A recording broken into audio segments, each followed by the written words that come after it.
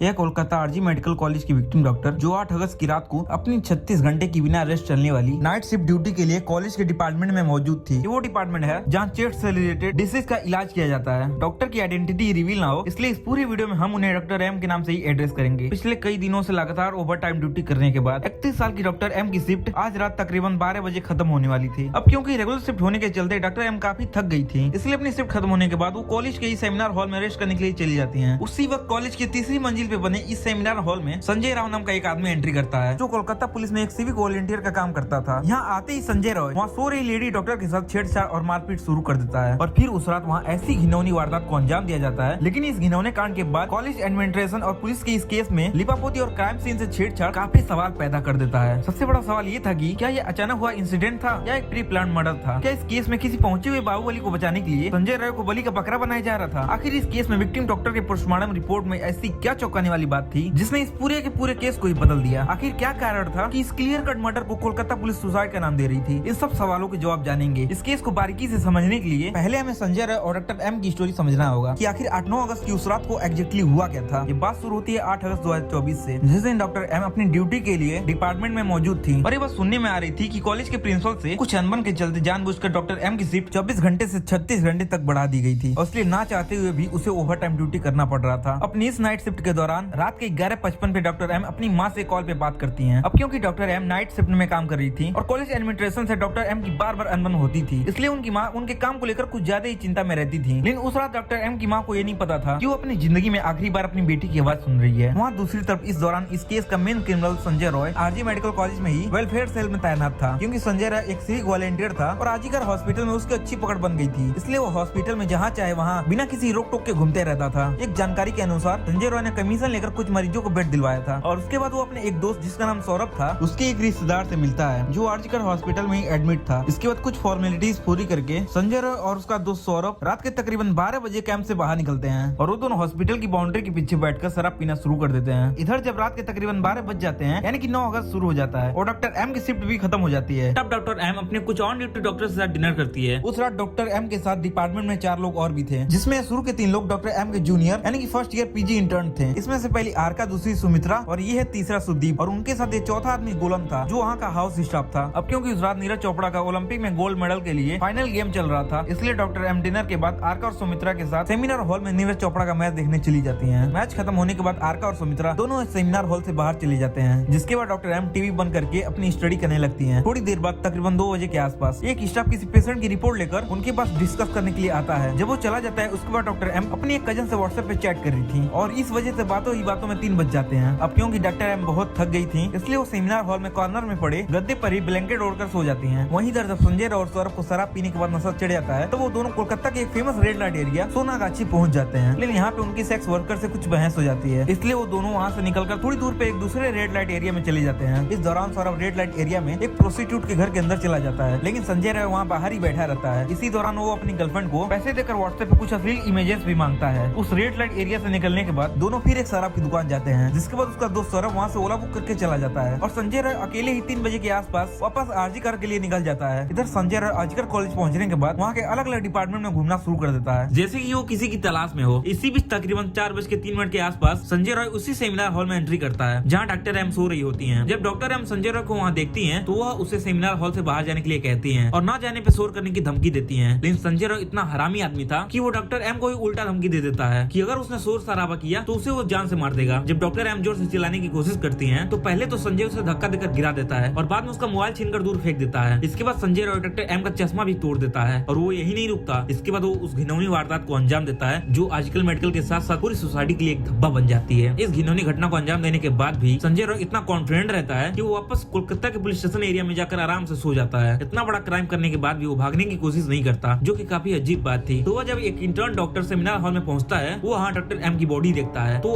तुरंत information college के administration को देता है, जिसके बाद प्रिंसिपल संदीप घोषे बिना पुलिस को इन्फॉर्म किए ही सेमिनार हॉल में पहुंच जाते हैं। जिसके बाद वहाँ विक्टिम डॉक्टर को देखने के चलते जो अफरा तफरी होती है उससे कई एविडेंस मिट जाते हैं। इस रेप कांड के बाद से ही पुलिस और प्रिंसिपल संदीप घोषे इस पूरी घटना को दबाने के लिए पूरी कोशिश में लग जाते हैं। क्राइम सीन से छेड़छाड़ की जाती है और क्राइम सीन से लगे बगल वाले कमरे में अचानक ही रेनोवेशन का काम शुरू कर दिया जाता है। अब सवाल यही उठता है कि आखिर सेमिनार रूम के बगल वाले कमरे में ऐसा क्या था जिसे छिपाने के लिए बिना किसी परमिशन के संदीप घोषे ने वहाँ रेनोवेशन का रिटन ऑर्डर जारी कर दिया। इधर जब जब डॉक्टर एम सुबह घर नहीं पहुंचती तो उनके पेरेंट्स उनको कॉल करते हैं, लेकिन उनका कोई रिस्पॉन्स नहीं आ रहा था। वही सुबह 10 बजे कॉलेज सुपरिटेंडेंट की तरफ से डॉक्टर एम के पेरेंट्स को कॉल करके ये बताया जाता है कि उनकी बेटी सुसाइड कर ली है। अब अपनी जवान बेटी का इस तरीके से सुसाइड केस सुनकर उन दोनों को विश्वास ही नहीं होता। वो लड़की इतनी मेहनत से यहाँ तक पहुंची थी, आखिर वो सुसाइड का कदम कैसे उठा सकती है। कॉलेज से कॉल आने के तुरंत बाद विक्टिम के पेरेंट्स कॉलेज पहुंच जाते हैं और जब वो पुलिस से अपनी बेटी को एक बार देखने की गुजारिश करते हैं तो पुलिस उनको एक भी बार देखने नहीं देती। 3 घंटे तक उनको वहीं खड़ा रखा जाता है। जब वहाँ के इंटर्न्स और पीजी डॉक्टर्स इसका विरोध करते हैं ताकि विक्टिम के पेरेंट्स उनको देख सकें। जब ये मामला मीडिया में आता है तब जाकर पुलिस को समझ में आता है। इसके बाद डॉक्टर के पेरेंट्स को उनकी डेड बॉडी देखने की परमिशन मिल जाती है। डॉक्टर एम की बॉडी देखते ही उनके पेरेंट्स समझ जाते हैं कि ये सुसाइड नहीं बल्कि क्लियर कट मर्डर है और ये वारदात इतनी घिनौनी थी जिसका अंदाजा डॉक्टर की आंटी से इस बात से लगाया जा सकता है। चश्मे को कूटा गया, गले में